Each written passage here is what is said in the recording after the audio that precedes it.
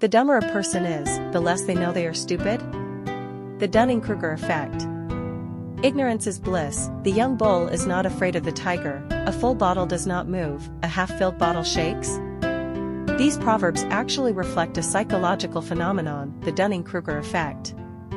The Dunning-Kruger effect is a cognitive bias phenomenon, which refers to the fact that people with limited abilities come to conclusions that they believe to be correct but are actually wrong based on their own lack of ability.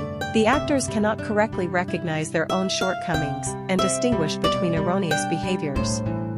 These people are immersed in the illusory advantages they create themselves, often overestimating their own ability level, but cannot objectively evaluate the abilities of others.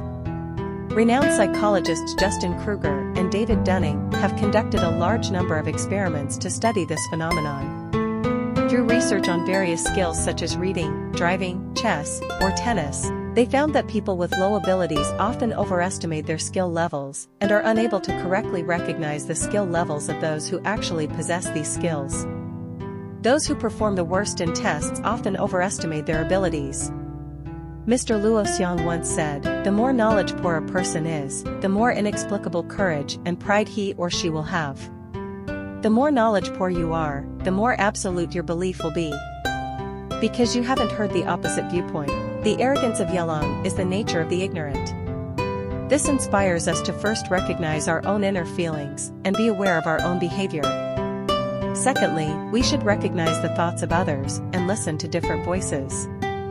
In short, the Dunning-Kruger effect is an important cognitive bias that has a significant impact on people's judgments and decisions.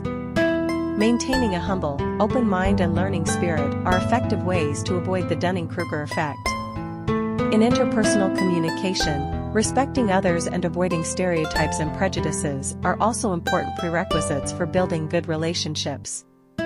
In the next issue, we will go into the spotlight effect and talk about the mental baggage that exists in many people.